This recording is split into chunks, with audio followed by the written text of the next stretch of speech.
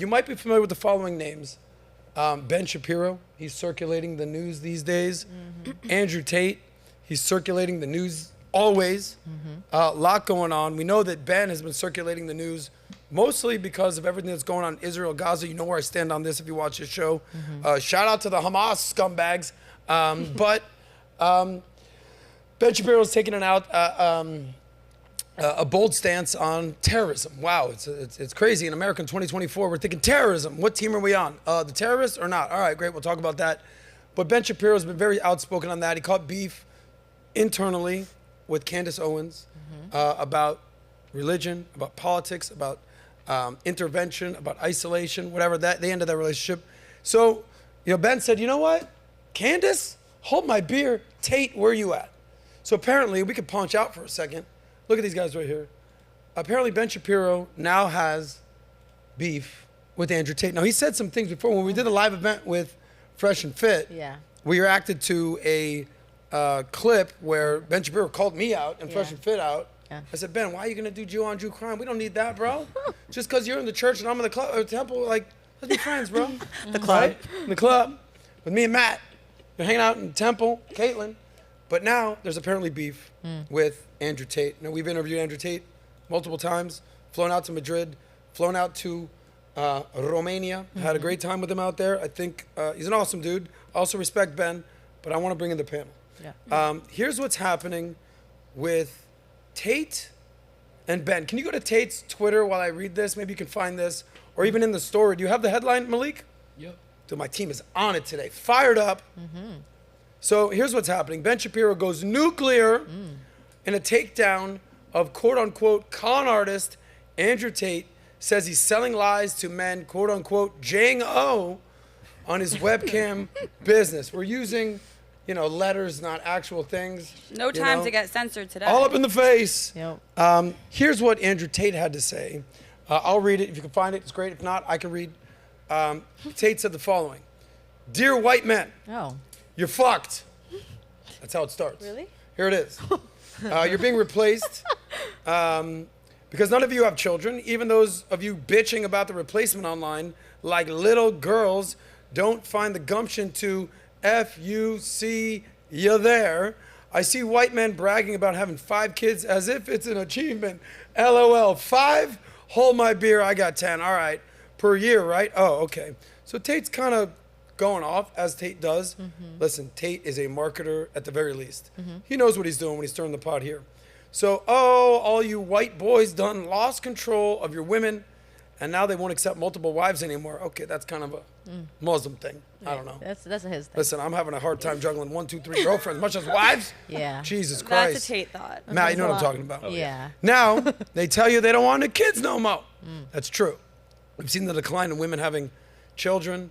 One's enough, if that. They don't want to do their God-given job anymore. They want Instagram likes instead. There is a lot of truth behind some of the hyperbolic nature of what Andrew Tate says. The one thing, I'm going to take a bold stance, right, guys, before I open it up to you guys.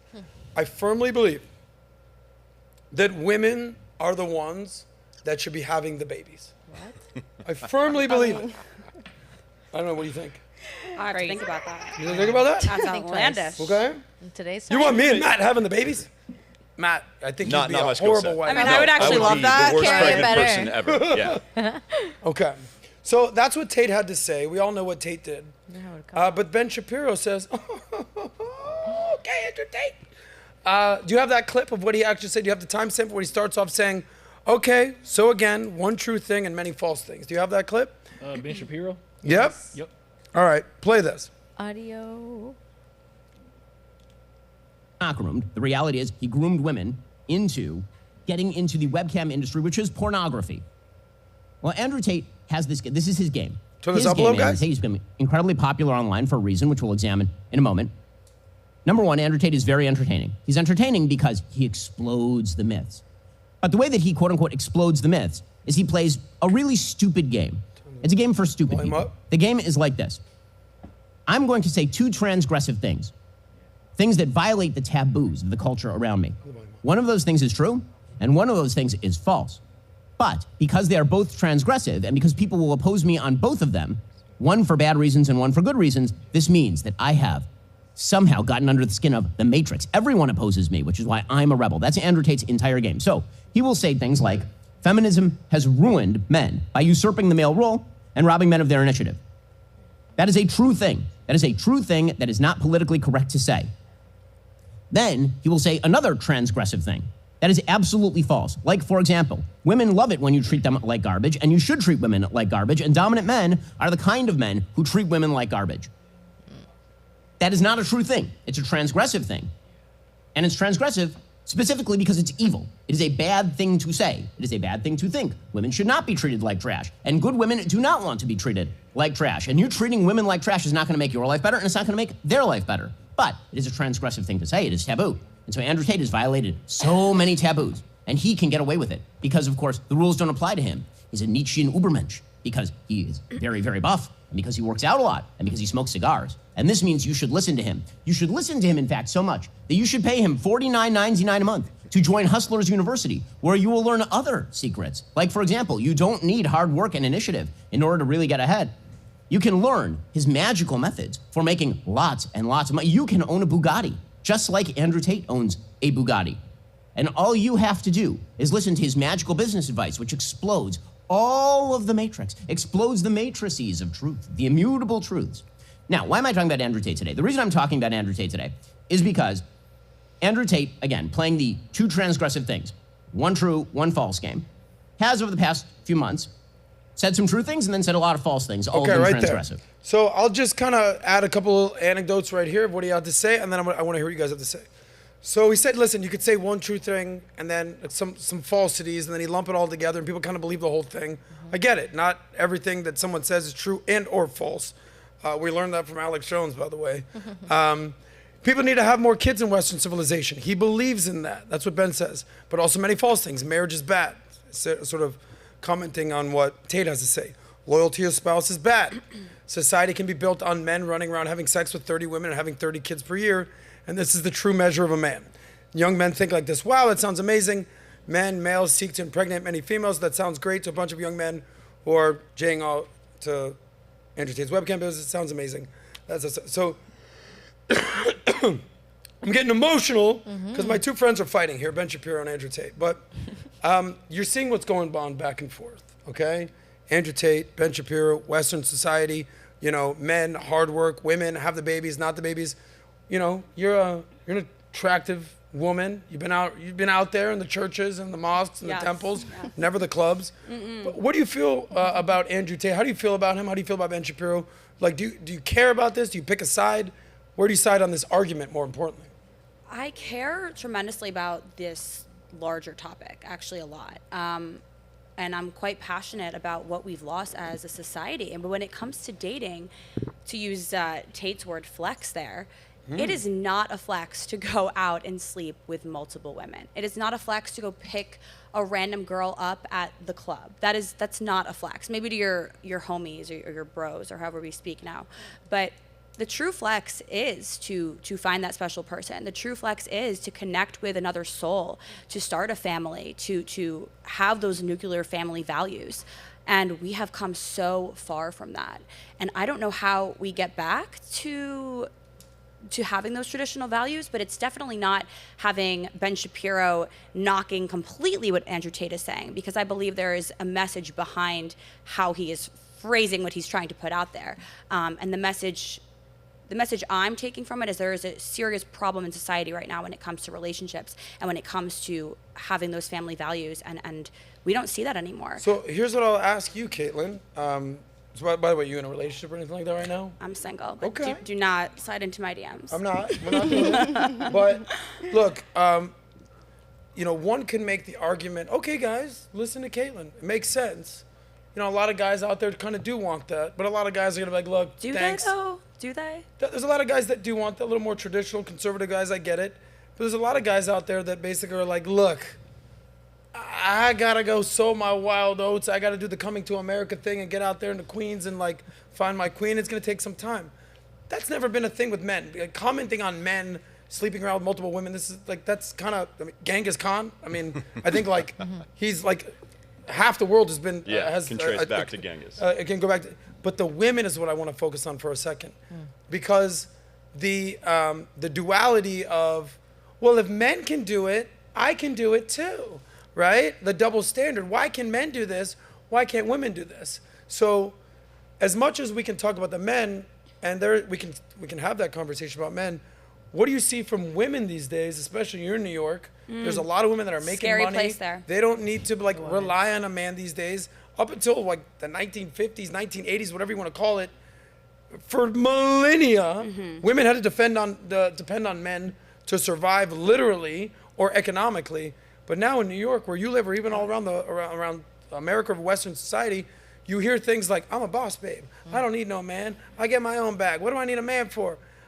So who needs to hear this message more, men or women? I think it's tremendously different in a city like New York. And I was not prepared to talk about my own personal story, but I actually fell victim to that girl boss mentality. I really did. And my last relationship actually ended, the fact that I'm saying this right now, but my last relationship actually ended because I was not ready to make that commitment to having kids and getting married, because I was so focused.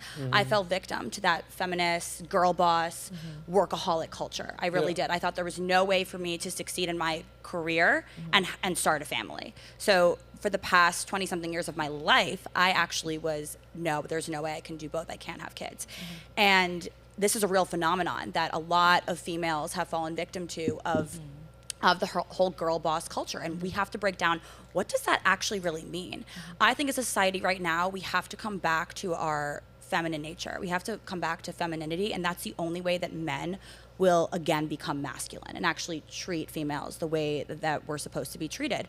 But a lot of men, especially in New York, are actually threatened by a female that exudes this girl boss, I don't need anybody nature. And for so long, again, I kind of had that almost pride where I was like, I'm independent, I don't need you, even if I was dating someone. And I think I know I'm not the only one.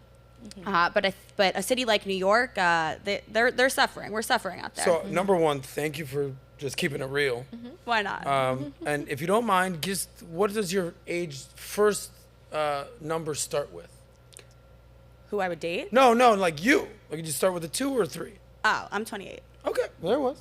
All right. I was gonna go with 26, but okay. Oh.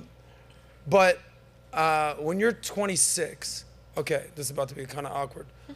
When you were 18, when you were 21, did you have like grown ass men hitting on you? Of course, yeah. Of course. Now, Matt, when you were 18, when you were 21, how old are you, by the way? 42. 42. So we're basically the same age. I was gonna say 26. That's my guy. When you were 18, when you were 21, did you have grown ass hot women hitting on you? Couple. Really? I didn't say hot men. Okay. You said grown men. But it's very Clarify. rare. Rare. No, I was zigging when others were zagging. For some Yes. reason, at that age, I was dating some older women. I think maybe not 18, but I remember like the first, back from college in LA, out at the club, like hot chick that I dated was a 28-year-old, bottle service girl, or that when I was 20, right? Okay. But that was rare, certainly. And that was also a different time. 42. This was a whole other set In of LA? standards. Yeah, whole other set of Because standards. you're born and raised in LA? Yes. Wow. Yeah. Born and raised in New York? Yes, sir. So born and raised in New York, born and raised in LA, born and raised in Miami, born and raised in Colombia. Colombia, New York via Orlando, Australia. Okay. I see what's going on here, as you were, sir. Sure. So that was a different set of standards and values back in the early 2000s. I mean, we've seen the kind of cultural evolution or revolution, I think for the worst, that we've undergone over the past 8 to 10 years. But, in terms of more female empowerment, more female economic independence that might, it's a chicken or the egg. Was the instinct to be more sexually independent the one that drove the economic independence, or vice versa, or the two not even related? I think that's an interesting topic. But would you say that your market value now is the highest it's ever been versus Sure. when you were 21? Oh, sure. Not even close. Yeah, not even close. Yeah. Okay. You're 26. 28. 28, look 26. Do you think that your market value, or even dating sexual market value, is higher now when you were 21 or when you're Matt's age at 42? Can it be somewhere in the middle? Sure. You tell me. I would say somewhere in the middle. I think most. What do you think in the middle? Like, give me an age. I've heard that women thrive in their 30s, so Okay. fingers crossed. But definitely not when I was 21. I think most young females are so lost. For me, I was always in a long-term relationship, so Okay. I kind of escaped the hoe phase of college. Sorry, guys, you missed out, guys. Sorry. So don't slide into the DMs. No. I actually, I accept that, But, okay. so I think. But at 42, okay, let me just be super clear. Yeah. At 42, Matt, lawyer, attorney, public figure, LA, literally and figuratively one of the most eligible bachelors in LA. There it is. God, I'm blushing. If you, like, to use your words against you, if you're 42, single, and have a great career, do you think you'd be happy with that? No. Okay, explain why. Well, first of all, this is me speaking personally. If you asked me that question 2 years ago, I would have said yes. I Yeah. truly thought that there was no way to have both, but there definitely is. But I think we need to, again, reel back what this whole idea of being a girl boss, being successful, and being so independent. It is okay. And I had to tell myself this, and me and my colleagues and my friends talk about this a lot back home in New York. It is okay to not need someone for your happiness and independence, but it's okay to want that counterpart, want that partner, want that experience in life. That is okay. If I was 42 years old and I had a successful career, I know for me personally that wouldn't feel like enough. I would feel like there was a huge part of my life that Yeah, that's and look, missing. we've had this exact same conversation how many times here on the SOSCAST, especially when we were Many doing times. a lot of the Red Pill content. So I don't want to like be redundant here, but now when you have Ben Shapiro and Andrew Tate literally smashing into each other on their beliefs, you know, what I would say is this, and I want to hear you guys' opinion. There's not been a ton of evolution for Ben. He was born into an Orthodox family in LA, Right. right? So the only thing that's really changed in Ben's life is he went from being a smart single dude to a smart married dude with kids. There's been very little evolution in terms of growth, but whereas Tate, I mean, wild evolution and and growth of Tate. You're talking about being in America, moving around the world, getting involved in the kickboxing thing. We went to his house. He had championship belts everywhere. Gets into the pornography or OnlyFans type business, what have you. Makes a name for himself. Social media, has baby mamas, has to advising men. He's gone through so much growth, and I think most men. Do you think most men mirror in a bigger in a bigger context, mirror more the Ben evolution or the Tate evolution? What do you think, Matt? Well, I think it's also something that's interesting and unique to our time, right? And that before this era, there's always been guys like Ben Shapiro. He was a conservative Jew. Yes. He wore, I don't know if he still wears a yarmulke. Yes. He wore a yarmulke into early adulthood, right? Yeah, still does. He was a conservative guy. As the culture became more libertine and more sexualized, Ben Shapiro was like, hey, you know, Paris Hilton's wearing G-strings. Ben Shapiro was like, I'm going to get married, have a bunch of kids. Yes. And I'm not going to be out at the club, right? Then, recent 6-8 years, a strain of Red Pill arose that is both sexually aggressive and pursuing a lot of sexual appetites, but then also promoting certain aspects of a traditional lifestyle, right? And I think it's almost like interscene warfare in the trad movement of guys who are more traditionally traditional, like Ben Shapiro, and people who are this new strain trying to simultaneously telling guys to go out and sow their royal oats like Prince Akeem, but Yes. also adopt, have kids because you should be building the strongest family unit and have other vestiges of a traditional lifestyle. And that's unique, and I think that's what's creating the tension. And I want to ask the ladies here, like they brought up some of the things that they're arguing about is they both agree on what? They agree on that traditional family, traditional values, religion, and that women should have the kids and men should go out into the world. Beyond that, he said the multiple females, the sleeping around, the treating women like garbage. There's a lot of things that they disagree on. One could argue, and Amy, I want to get your opinion here, polarity, duality, for every action, there's a reaction. On one side, you have the Red Pill movement. On the other side, you have the feminist movement. It's sort of like a reaction to the other thing, right? Amy, you've done a lot on this topic. What are your thoughts on this argument between these two and the topic overall? Yeah, I would really agree with what Matt said. I think that there's a lot of crossover between the issues, like the diagnosis of what is ailing modern society. Like conservatives and a lot of red pill folks can agree on those things. However, their prognosis and the manner in which they address those things are vastly, vastly different. And this may be a little bit reductive, a little bit oversimplified, but really what I think it comes down to is like the Tradcon people are people who tend to have more religious values, and then the red pill people they're responding to feminism. They realize all of the like the dangers and, you know, all of the ills that it's causing society, but these people fall into more of like a secular category. And, you know, that's true because you look at anybody who claims themselves to be red pill, like a dating expert or red pill expert, none of them claim to actually be religious. So I think that we're identifying the same problems, but our manner of actually addressing and dealing with those are going to differ depending on whether you're secular or whether you're religious. You said that people that claim to be in the traditional red pill movement are not religious? Correct. Well, you have people like Sneeko that claims that he's a devout Muslim Yeah, now. but he's you have also people like not religious. Zerka However, that says he's as Christian as it gets. Tate even went, you know, super Christian to Muslim. So how do you balance that?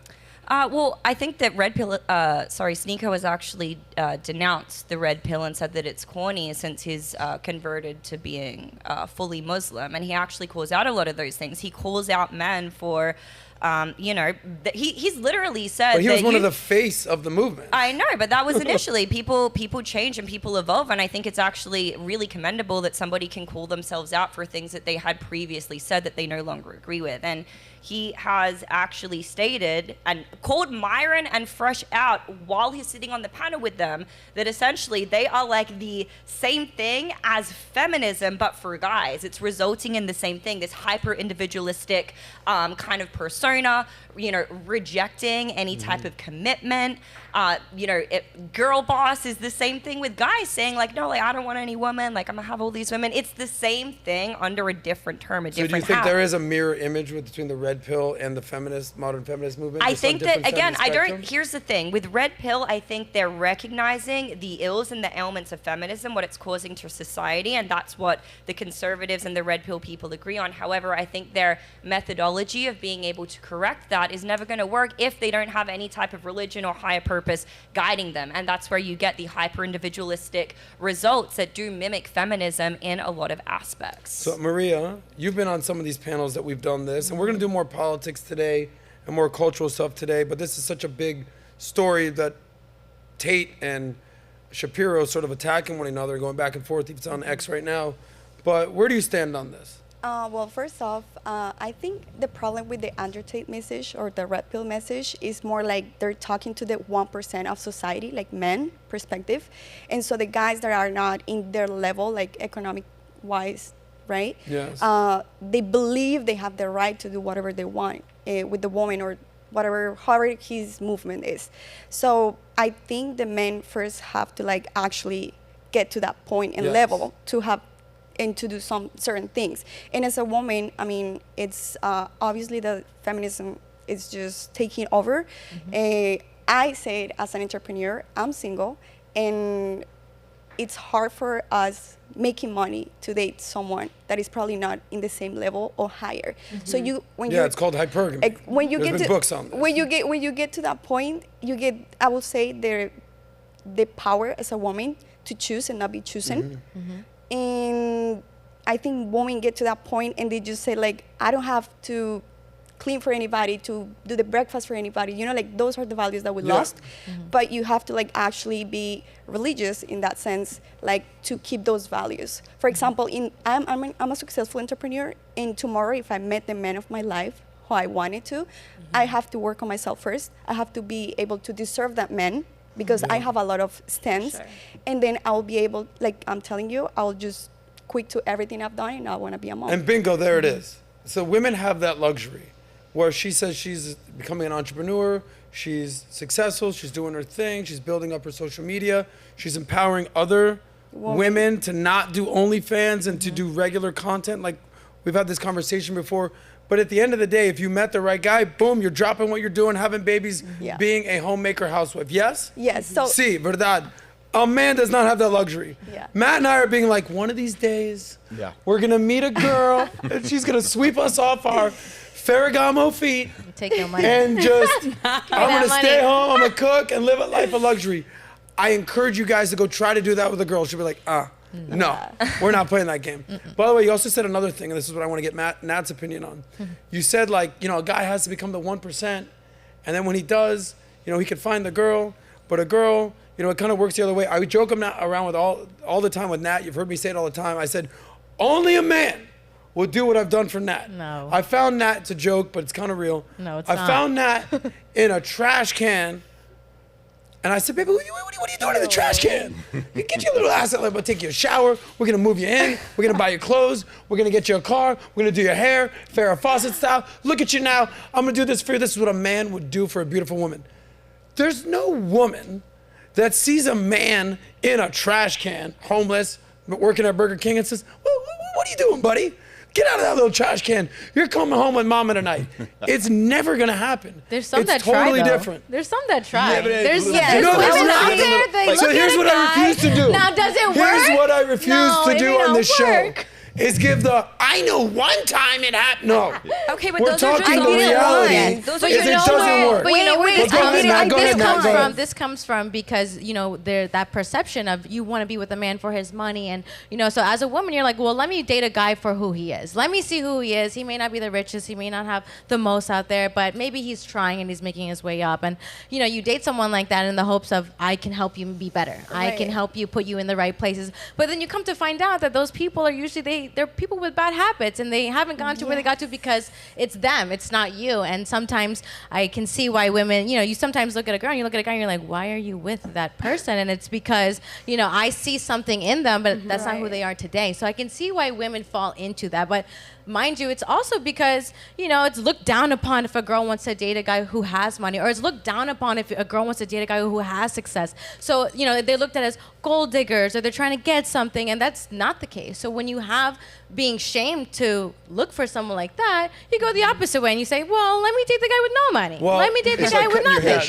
short. They want to see. They might have a phase like that. It's short-lived. It's to see if they can get away with it. Hey, Yes. am I still hot if I got short hair? Can I still get Little away with pixie it? cut, little bob cut, let's all see. right. Let's see how powerful I am. Or okay, you know something. I want to prove to myself that I could date this guy that has no resources or status. It usually does not work out. Yes. 99 Great times point out of by 100. Matt, and let me just validate that. As we all know, to kind of bring this back when they're talking about this conversation between Tate and Shapiro, there's a difference between dating and renting the car versus getting married and purchasing the car for life. I've seen women date all sorts of dudes, but who they end up marrying is not going to be the loser, the fat guy, the broke guy, the this, the party guy, the motorcycle guy, the bar guy, the musician. They're like, they want to marry something a little more stable. There's a theory on this. You Yes. guys know that the high value sure. theory Yes. with women normally don't want to date down. Yes, they want Hypergamy. to date up. Yes, Yes. but Yes. men, we have to wait for the high value men to be done having their pick of all the girls, because Yes. men will normally date and sleep with, you know, I mean, a lot. Kaylin, thank you. I mean, kind of what we talk about here. Well, that's why so we have to wait. No, men will gladly date down, socioeconomically, age, height, you know, wealth, everything, you name it. Education, women want to date up. An older guy, a richer guy, a more educated guy. Like, they want to look up to their guy, But you to al- respect their guy.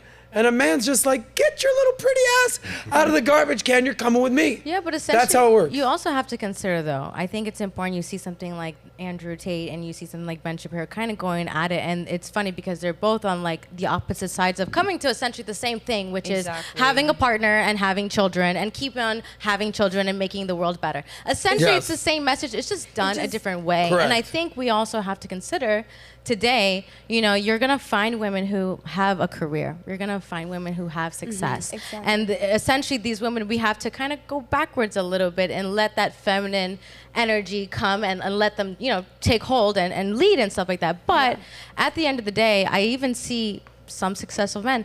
The most successful men in the most relationships that I've witnessed personally, the woman is not just a hot airhead.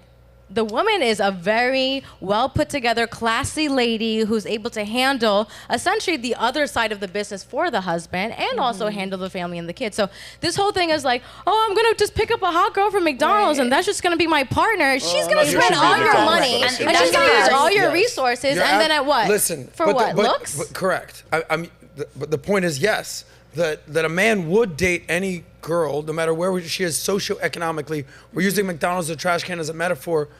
But like when you date a girl, Matt, you're like, tell me about you. Show me what do you do for work? Tell me all about this. Whereas you want to know, how does she look? Look, we could show the sexual market value chart. 80% of a guy thinks about, is she hot or not? Listen, if I'm not attracted to the girl, don't even show me your resume. We see it all the time, you know, where a girl's, why is she dating that guy? I was at Ultra. I'll never forget this story. Fucking banger shows up, hot as, I was like, why is she with this dude? And my buddy goes, oh yeah, that's my friend. He owns Ultra. I'm like, okay, makes sense now. Yeah. Sure. That's how it works. Definitely the dynamics that you're describing are accurate. I don't think it's quite as linear as some people might make it out to be. I mean, in terms of, yeah, you're not necessarily wanting an airhead or not necessarily, or wanting someone who might have some degree of accomplishment, but I think there's like variety in between that, right? Like for instance, a lot of people try to set me up with girls who have corporate jobs and might have went to have an interesting academic career.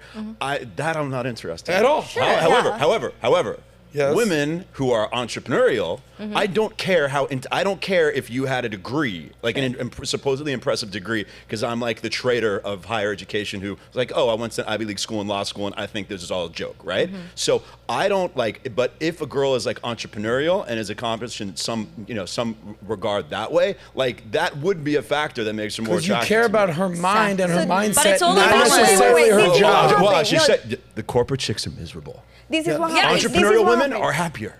Sometimes, Listen, but this is what sometimes when happened. you're an entrepreneur, you're also working 80 hours a week Sure. versus a 40-hour Yes. per week job. So it depends on where you're at in the journey. And there's a difference Sure. between a woman who, displays the characteristics where you're like, okay, I see your competence. You would be great at like raising a family versus a quote unquote lady boss, which is what we were talking about Right. earlier. I think when it comes to Red Pill and Tradcon, again, they're preaching the same message. It's the delivery in a lot of ways Yes. because the conservatives are like, hey, get married young, do your thing, repopulate. And the Red Pill guys are telling women in a very unpalatable way, listen, your sexual market value is between this age and this age. And if you focus on being a lady boss, if you focus on just getting the bag, you're going to miss your best high market value years to actually find a man. And if you focus on that career, when it comes time to focusing on that man, how many options are you going to have left over at the end of the day if you've put your career first? Yeah, and look, we're gonna move on to this next segment. I'll say this,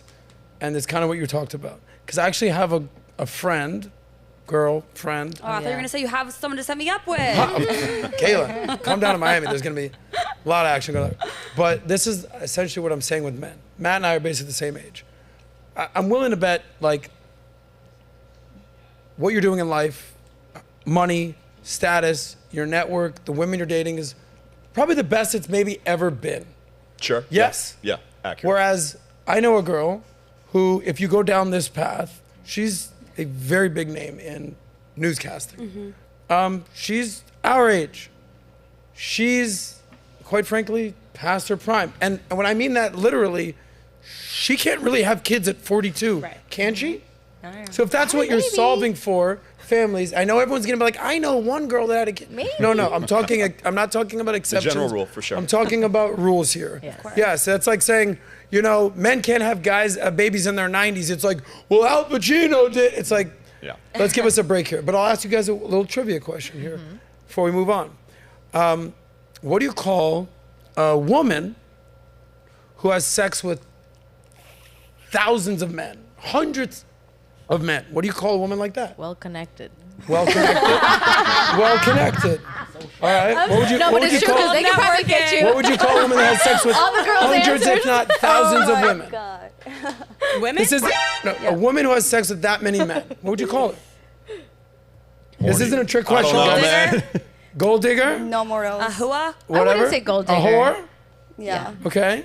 Yeah, dude, she's a prostitute. I Type mean, three. She's a prostitute. Type 3 she's or a 4 slut, into yeah. the calculator, Okay. flip it upside She's down, more baby. than likely a porn star. Yeah. right? Fair? Well, this day and age, you Really don't know. far off to really make that statement. Thousands of men is a far off? I think I'm pretty There's accurate. girls who on this. aren't porn stars that have sex with thousands of men. Thousands? That's, Yes. Nah, You need I to go don't- to That's a vacation, surely. That's a Are hoe. you in 2024? Are Okay. you on the internet? Wow, she has. Are you Whatever- kidding me? whatever There's you women shower? out there Yes. that are sleeping Nah. with thousands of Whatever men you that are want to not call porn that stars. person, porn star, need hoe, to go to the sex worker, doctor, this and yeah. that, probably not good. She probably is not the type of woman that. Negative connotation. Now, here's the opposite. Sure. What do you call a man that sleeps with hundreds, if not thousands of women? A homemaker. A networker. Oh, no. You My could- answer is the same. Okay. You can call that guy a player. You know, I'm going to determine it based on the quality of those hundreds of women. Insecure. Okay. Yeah, I well, don't think there's that's- actually evidence to, like, you guys are like, beating around the bush here, because the man is called Leonardo DiCaprio. He's called the Sheikh of Saudi Arabia. He's called a multimillionaire. He's called Dan Bilzerian. You know their names. Now, the woman that had sex with that many men is Stormy Daniels, you know, Lisa Ann, porn stars, you know the name, 3 or 4. So the point is, we're different. And let's just acknowledge that, guys. So for, you know, the problem with Western civilization, that's kind of what they were talking about, is that women have basically subjugated their God-given right to just be homemakers and mothers, kind of like what Maria wants to do. They bought into baby mama culture. They bought into hookup culture. They bought into sex worker. They bought into OnlyFans. And they forgot the reality is their biggest sexual market value driver is the ability to be a wife and a mother. Now, I'm not saying you can't be an entrepreneur. I'm not saying you can't be a boss. I'm not saying you can't have a career, but you said it yourself. At some point, there's going to be an epiphany that goes off, and thank God it happened to you at 26, Yes. not at 36, because at 36, you would be the girl that is still hot, but not as hot as she was. We thank my And she's ex for breaking up with me, yeah. Good job, buddy. saved your time. So men and women are different. Ben Shapiro, I don't know, you guys let us know who your side you're on. You're on the Shapiro side, you're on the Tate side. But I'm thankful that we're able to have this argument. Whoa, whoa, whoa. If you like that one, click right here to watch the full SOSCAST. And don't forget to subscribe to the channel.